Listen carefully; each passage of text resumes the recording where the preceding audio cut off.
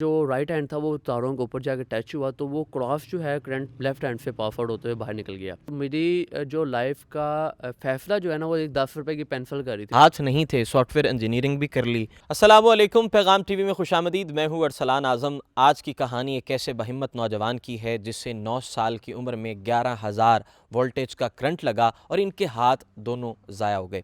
मोहम्मद ज़ीशान मेरे साथ मौजूद हैं। हाथ नहीं थे, सॉफ्टवेयर इंजीनियरिंग भी कर ली और इसके साथ साथ एक बड़ा कारनामा किया आपने, वो गाड़ी भी बना दी जो कि आवाज़ के साथ चलती है। तो इसके पीछे कितनी जदोजहद थी और इसमें कौन लोग थे जिन्होंने आपका साथ दिया? बेसिकली मोटिवेट जो है वो बड़ा मुश्किल से किया मैंने खुद को, क्योंकि जब लड़ाइयाँ वगैरह होने लग पड़ी घर, मतलब बाहर भी लड़ने लग पड़ा, घर वालों से भी लड़ने लग पड़ा, तो लाइक एक मेंटली डिस्टर्ब हो चुका था लोगों। एक तो लोग बड़ा टीफ करते थे, और हमारे माशरे में सबसे बड़ी चीज़ है कि आप कोई जा रहा है डिसेबल या इस तरह हालत में, तो ऐसे घूरी डाल के उसको देखेंगे जैसे मतलब वो कोई एलियन ही आया हुआ है पाकिस्तान के अंदर।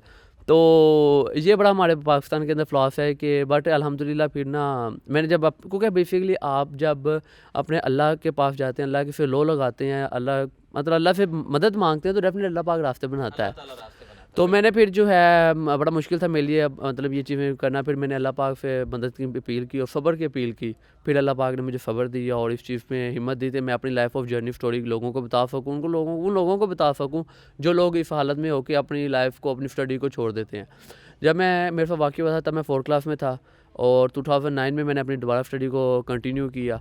और फिर ये था कि मुझे लिखने का बड़ा प्रॉब्लम था, क्योंकि हाथ वगैरह थे नहीं, आर्टिफिशियल हैंड भी नहीं था मेरे पास। फिर मैं एक चैरिटी के मदद से हमारी शालामार हॉस्पिटल में दी हाउस ऑफ चैरिटी के नाम से, उनकी मदद से फिर मैं अमेरिका चला गया। उन्होंने फिर मुझे आर्टिफिशियल हैंड प्रोवाइड किया और मुझे ट्रेन किया गया कि आपने कैसे वर्क करना है, किस तरह चीज़ों को आपने एनालाइज करके किस तरह पकड़नी है, उठानी है। तो फिर मैंने अपनी स्टडी को कंटिन्यू किया और फिर मैंने अपना मतलब 4 से फिर मैंने मैट्रिक, इंटर और फिर ग्रेजुएशन फिर मैंने कॉम्फर्ट 5 से स्टार्ट की स्टडी को, जो कि डेफिनेटली आप जिस भी माहौल में जाते हैं स्टडी के माहौल में, उसके माहौल को एक्सेप्ट करना it's not easy for everyone, क्योंकि आप एज अ नॉर्मल पर्सन की तरह आपको ट्रीट नहीं किया जा रहा, तो चीज़ों को बड़े स्टूडेंट्स भी डिफरेंट होते हैं, बड़ी चीज़ें डिफरेंट होती हैं। अच्छा, मुझे ये बताएं ज़ीशान के दोनों हाथ आपके मसनूई हैं, तो किस हाथ से, दाएं बाएं किस हाथ से ज़्यादा काम करते हैं? और कोई होता है ना कि एक हाथ ज़्यादा काम में मतलब इस्तेमाल किया जाता है, तो आप क्या समझते हैं कि दायां हाथ से ज़्यादा आप काम करते हैं या दूसरे हाथ से? बेसिकली क्योंकि राइट हैंड तो उन्होंने एम्पूटेड शोल्डर तक कर दिया था, इट इज़ वेरी हार्ड कि हम लोग जो है ना, मेरे लिए बड़ा हार्ड होता था कि मैं अपना राइट हैंड से काम करूं। तो लेफ़्ट हैंड की चूँकि फिंगर्स डैमेज कर दी थी, तो डॉक्टर्स ने ना एक बड़ी इनिशियल स्टेप लिया कि हम इसको, क्योंकि इसका लेफ़्ट हैंड पूरा है, तो हम इसको ऐसे एक इंस्ट्रूमेंट देते हैं कि जो कि इसकी हेल्प करे पिक करने में चीज़ें। तो उन्होंने मुझे ये हुक दिया एक ना, तो मैं जब मैंने लाइफ फर्स्ट टाइम जब मुझे मिला, तो मैं कहूँ यार मैं क्या बन गया हूँ लाइक वो। तो मैंने अब देख रहा हूँ इसको, तो मुझे अल्हम्दुलिल्लाह फिर मैंने फिर जब उन्होंने मुझे ट्रेन किया, तो मुझे बड़ा हैरत हुई कि मैं यार हर एक चीज़ कर रहा था, पेंसिल से पकड़ के लिखना, खाना पीना, ईच ऑफ एवरीथिंग मैं कर रहा था। अच्छा, अभी लिखने के लिए किस तरह इसको इस्तेमाल करते हैं, और कंप्यूटर, लैपटॉप और जो वो आपने गाड़ी बनाई है, वो उसमें किस तरह आपने इनसे काम लिया और किस तरह ये मामला तय हुआ?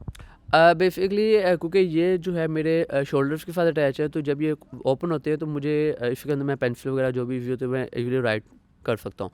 और कंप्यूटर वगैरह का ये था, 2009 में जब प्रॉब्लम्स आई तो मैंने अपनी टाइपिंग पाँव से स्टार्ट की, फिंगर से, with the help of finger.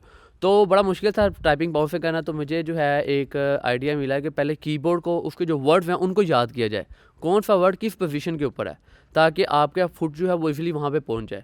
तो मैंने जब अपना कीबोर्ड को लर्न कर लिया इजीली, तो फिर मेरी टाइपिंग जो है वो पाँव से फिर स्पीड अप होगी।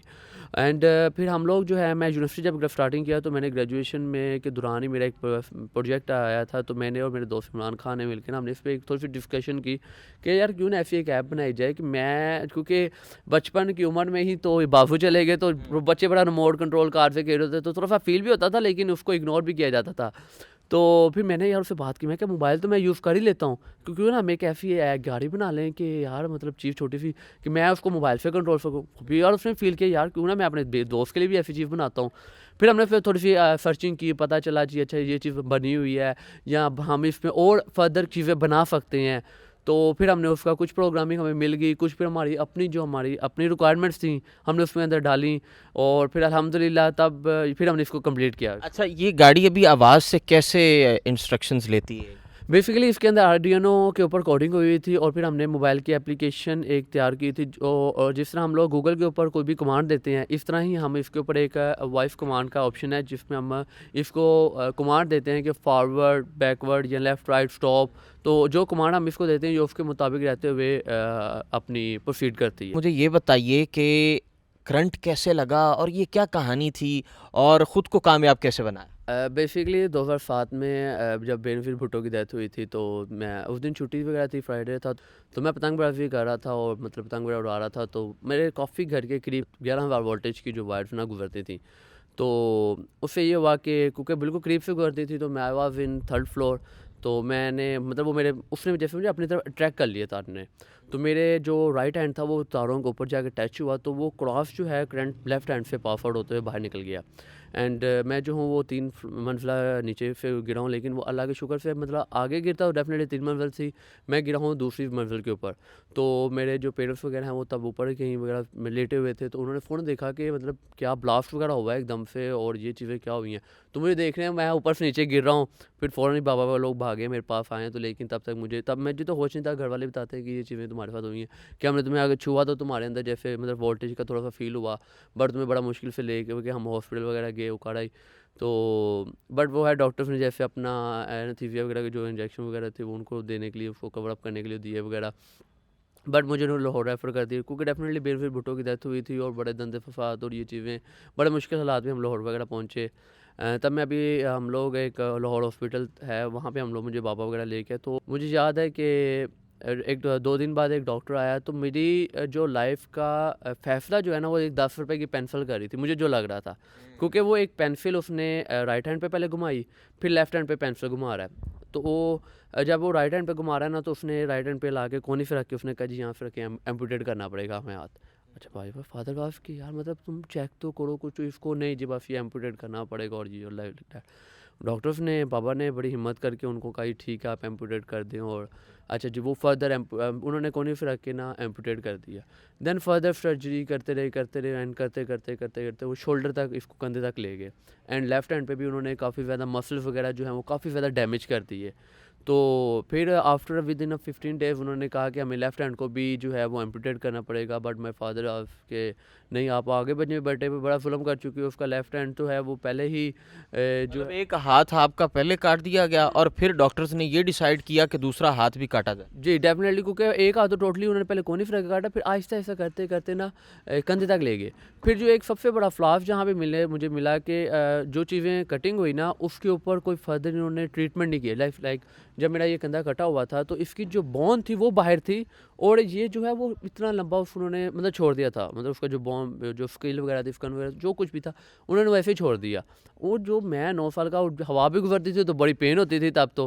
तो ये था कि मेरे बाबा जो हैं फिर मुझे इस्लामाबाद ले गए थे, फिर वहाँ पे एक रावलपिंडी में रेलवे हॉस्पिटल है, वहाँ पे भी मेरा फर्दर ट्रीटमेंट चलता रहा। वहाँ पे एक डॉक्टर थे रशीद साहब, उन्होंने फिर मेरा ट्रीटमेंट किया, 6 माह मेरा वहाँ पे ट्रीटमेंट हुआ। बट ये है कि उन्होंने डॉक्टर्स ने बड़ी मुश्किल से बाजू तो बचा लिया, बट उसका जब मेन पट्टा ही डैमेज हो गया था लाहौर के अंदर, तो वो फिर उसकी फिंगर्स वर्किंग करना छोड़ गई, बट मेरी कोहनी और कंधा मूवमेंट में है अल्लाह के शुक्र से। देन मैंने अपनी स्टडी को स्टार्ट किया, वापस आया तो उकाड़ा जब अपने घर होम टाउन में, तो स्टडी को स्टार्ट करना बड़ा मुश्किल था, क्योंकि हाथ नहीं थे, तो आप लोगों की बातें सुननी पड़ी थी। लोग बड़ा आपको टीफ करते थे कि यार ये मतलब तूने ये ऐसा क्यों किया, यार तू ऐसा कर लेता। आप करते कुछ भी नहीं है, अल्लाह की रज़ा होती है, अल्लाह पाक आपको रास्ते बनाता है, गाइडलाइंस अल्लाह पाक देता है, आप करना कोई भी अपनी बात के साथ बुरा नहीं करना चाह रहा होता। अच्छा ज़ीशान, आखिर में ऐसे लोग जो हिम्मत हार जाते हैं, जिनकी ज़िंदगी में बड़े-बड़े साने हो जाते हैं, उनके लिए क्या पैगाम है? पैगाम उनके लिए सबसे पहले तो ये है कि मैंने जब मेरे से बाजू कट गया, तो मेरे बाबा ने मुझे एक चीज़ कहा था कि बेटा याद रखिए ज़िंदगी ख़त्म नहीं होगी, अब तो ज़िंदगी शुरू हुई है, और अल्लाह पाक ने 70 दरवाजे तेरे लिए खोलने हैं, और मैंने अपनी लाइफ में 70 दरवाजे खुलते देखे हैं। सिर्फ क्या है, डायरेक्शन अपनी ठीक कर ले, और अपनी डायरेक्शन ठीक करेंगे तो आप लोग जो है उन दरवाज़ों को खुलते देखेंगे, और आप भी एनालाइज़ करेंगे कि यार विशान ने एक दिन ठीक कहा था कि डायरेक्शन सीधी कर लेनी चाहिए। एंड हिम्मत, अब लोगों की बातों को इग्नोर करने का सिर्फ एक ही तरीका है कि मैंने जब किया था इग्नोर, तो मैंने क्या किया था कि लोग मुझसे कह रहे होते थे, मैं उनको स्माइल दे के पास कर रहा होता था। मतलब मुझे कोई बीफ कर रहा तो मैं कहता था यार ठीक है आया। और लोग अगला परेशान हो जाते यार मैं इसको बंदे को तंग कर रहा हूँ, नहीं मुझे आगे से स्माइल दे रहा है। और मतलब मैं वो ये जो तरीके हैं ना, थोड़े से आप लोग इसको अपने ज़िंदगी के अंदर इन्हांस कर लें। और लाइफ में कुछ ना कुछ करने के लिए पहला स्टेप लेना बहुत ज़रूरी होता है। अगर पहला स्टेप आप ले लोगे, वो फर्स्ट स्टेप लेना मुश्किल आई नो, बट उसके लिए क्या है हिम्मत, और आप लोगों की बातों को इग्नोर करके अपनी जो जिस हालत में भी हो उस बात का शुक्र करो और अपने आप को बाहर निकालो और अपनी स्टडी को कंटिन्यू करो। अपनी ऐसी चीज़ें इन्वेंट करो कि लोग आपको पूछें यार आपने ये कैसे बनाया है। तो ये चीज़ें जो हैं मैं उनके साथ भी शेयर, अगर आपको इफ़ यू नीड मतलब किसी किस्म की भी उनको किसी किस्म की हेल्प चाहिए, मेरी तरफ से गाइडलाइन चाहिए, मुझे वो कांटेक्ट कर सकते हैं। इंस्टाग्राम के और फेसबुक पे मेरा पर्सनल नंबर मैं शेयर करूँगा। अगर उन पर कांटेक्ट करना चाहते हैं, मैं उनको अपनी लाइफ जर्नी बताऊँगा मैंने कैसे निकला वहाँ से, क्योंकि मेरे लिए बात किसी के साथ करना बड़ा मुश्किल था, बहुत हार्ड था मेरे लिए बात करना, मेरी अपनी लाइफ जर्नी शेयर करना बड़ा मुश्किल थी।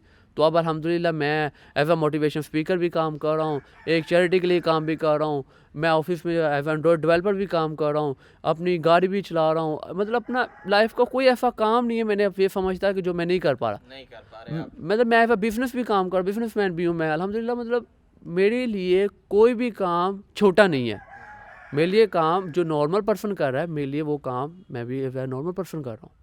बहुत शुक्रिया जी। मोहम्मद ज़ीशान हमारे साथ मौजूद थे, बहुत बाहिम्मत नौजवान है और इन्होंने बड़े अच्छे मैसेजेस भी दिए हैं कि अगर कोई आप पर तनकीद करता है, कोई हंसता है तो उसे नज़रअंदाज कीजिए और आगे बढ़िए।